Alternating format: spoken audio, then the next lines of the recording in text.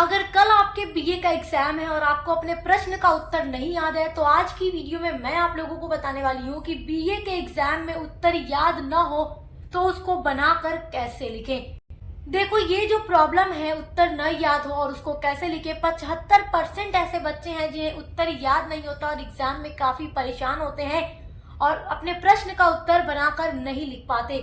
तो आज की वीडियो में मैं आपको पूरा सही तरीका बताने वाली हूँ बीए के एग्जाम में उत्तर न याद हो तो उसको बनाकर कैसे लिखें। देखिए, बीए के एग्जाम में अगर आंसर पूरा याद ना हो तब भी बनाकर लिखने की प्रॉपर टेक्निक होती है।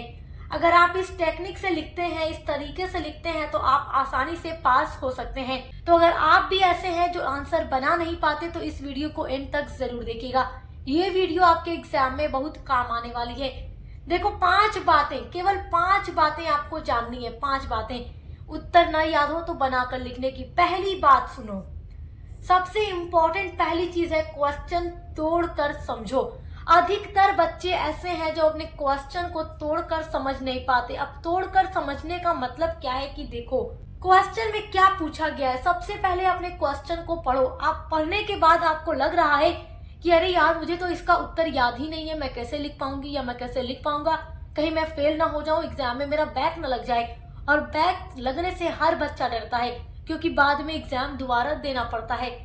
तो क्वेश्चन को तोड़कर समझने का मतलब कि क्वेश्चन को पढ़कर घबराना नहीं है क्या पूछा गया है और हमें नहीं आता। सबसे पहले पढ़कर देखो इसमें पूछा क्या गया है।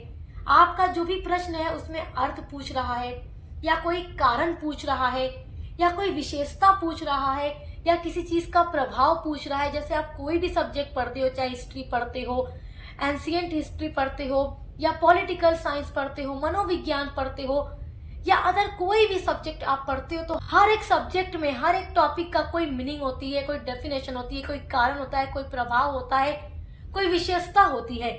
तो सबसे पहले उसको तोड़कर समझने की कोशिश करो। मान लो कि आपसे क्वेश्चन पूछा गया है कि समाज शास्त्र की विशेषता बताइए। तो अब प्रश्न में क्या है? विशेषता। विशेषता है, लेकिन आपको विशेषता नहीं याद है तो आपको समाज शास्त्र तो आ रहा है ना कि समाज शास्त्र क्या है, हम इसके बारे में कुछ तो बनाकर लिख सकते हैं।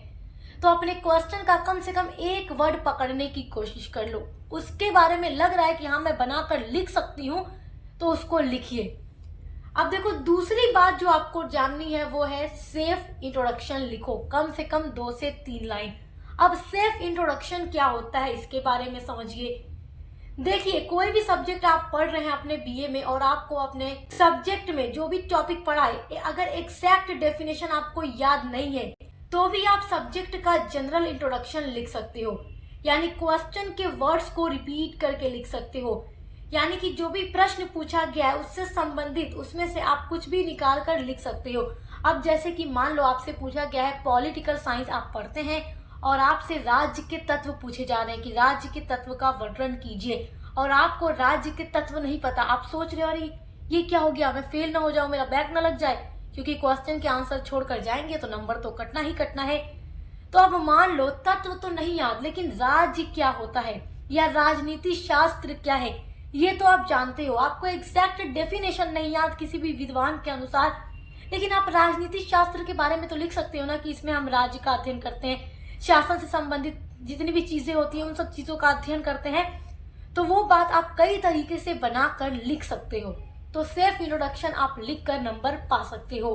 तीसरी बात आपको जो याद रखनी है, उत्तर नहीं याद है तो बनाकर लिखने के लिए क्या करें। तीसरी बात है यूनिवर्सल हेडिंग फॉर्मूला। अब ये यूनिवर्सल हेडिंग फॉर्मूला क्या है? देखो, ये जो फॉर्मूला आप देख रहे हो ना, यूनिवर्सल हेडिंग फॉर्मूला, ये आप हर एक सब्जेक्ट में यूज कर सकते हो। आंसर को हेडिंग में लिख सकते हो तोड़ तोड़ कर। यानी कि आंसर को हेडिंग में कैसे लिखोगे यहाँ पर समझने की आपको कोशिश करना है स्टूडेंट्स।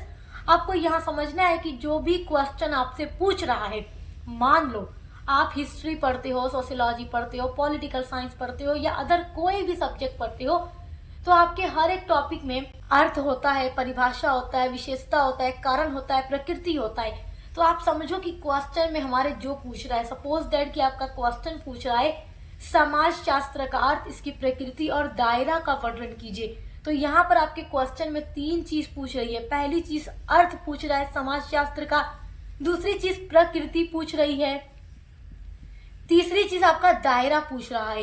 तो सबसे पहले आप हेडिंग डालो समाज शास्त्र का अर्थ। अब कुछ नहीं आता, कम से कम इतना तो जानते हैं ना कि समाज शास्त्र एक विज्ञान है जिसमें हम समाज का अध्ययन करते हैं। एक क्रमबद्ध तरीके से समाज का हम जिसमें अध्ययन करते हैं उसको समाज शास्त्र कहते हैं। तो इतना लिख सकते हो। अब इसी बात को कई तरीके से बनाकर लिख सकते हो। हमने आपको सब कुछ पढ़ाया हुआ है। अगर आप चाहते हैं कि आपको याद हो जाए तो हमारे चैनल पर आप विजिट कर सकते हैं। लेकिन बहुत से बच्चे ऐसे हैं जो बिना पढ़े चले जाते हैं एग्जाम में, तो ये ट्रिक वो फॉलो कर सकते हैं। तो समाज शास्त्र एक विज्ञान है। और क्यों विज्ञान है? क्योंकि उसमें हम समाज का एक क्रमबद्ध तरीके से अध्ययन करते हैं, तो वो विज्ञान है। तो आप बनाकर लिख सकते हो। तो आप हेडिंग डाल दिए समाज शास्त्र का, इतनी बातें आपने लिख दी। अब आपको प्रकृति के बारे में लिखना है। प्रकृति यानी नेचर क्या है, कुछ नहीं याद तो आप पहले हेडिंग डालो समाज शास्त्र की प्रकृति। अलग अलग आपको हेडिंग बनाना है। जैसे नंबर 1 डाल के आपको समाज शास्त्र का अर्थ, उसमें 4 से 5 लाइन लिख दो। बनाकर आप एक पेज भी लिख दो, क्योंकि बीए के एग्जाम में आपको थोड़ा लॉन्ग ही लिखना होता है। फिर दूसरी हेडिंग प्रकृति डालकर वही बात आपको फिर पॉइंट्स में लिखनी है। हेडिंग डाल लिए, अब वही बात लिखो समाज शास्त्र समाज का विज्ञान है। समाज शास्त्र में हम समाज की चीजों का अध्ययन करते हैं। यही बातें बना कर क्योंकि जो एग्जामिनर है ना वो एक एक लाइन एक एक शब्द को पढ़ेगा नहीं, वो आपके आंसर का फॉर्मेट देखेगा। एग्जामिनर नहीं जानता है आपको कितना आ रहा है। एग्जामिनर को कॉपी में जो आप लिख कर दिखाएंगे वो वही देखेगा। तो आप सिस्टमेटिक तरीके से टेक्निक में अपना आंसर लिखोगे तो वो आपको नंबर पूरा का पूरा देकर जाएगा।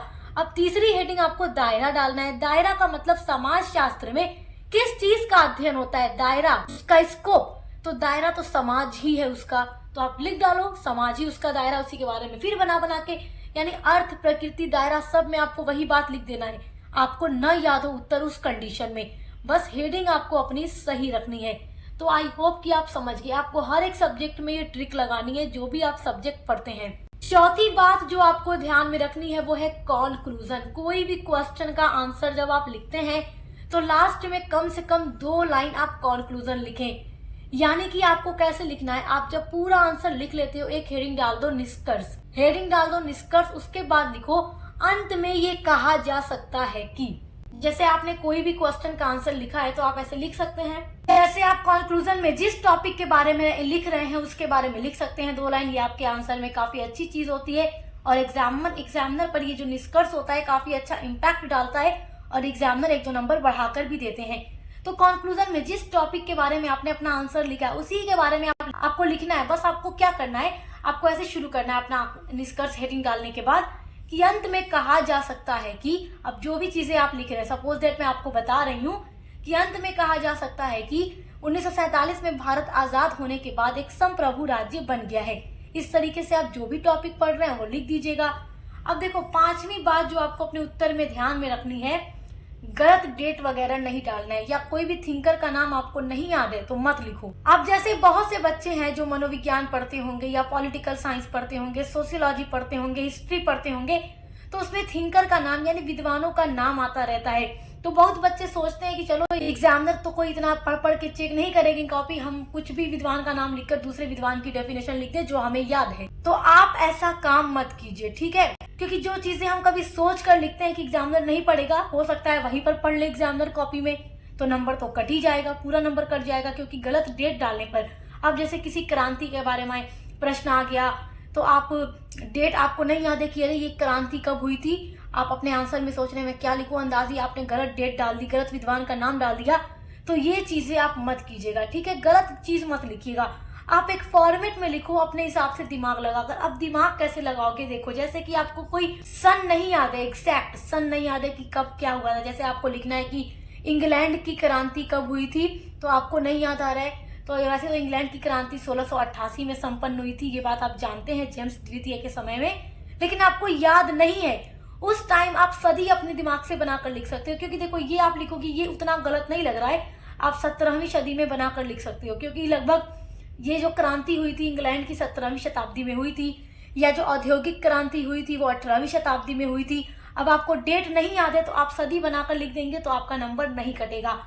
अब जैसे आपको किसी विद्वान का नाम नहीं याद है लेकिन आपने गलत लिख दिया और डेफिनेशन आपने गलत लिख दी तो नंबर कट जाएगा। तो आप लिख दो, जैसे आपको कोई बात लिखनी है तो आप सोचेंगे विद्वान का नाम लिखूं, तो आप तो नहीं याद है, तो आप लिख सकते हैं कुछ विद्वानों के अनुसार, या अधिकांश विचारक ये मानते हैं कि, फिर जो बात आपको आगे लिखनी है यहाँ से लिखना शुरू कीजिए।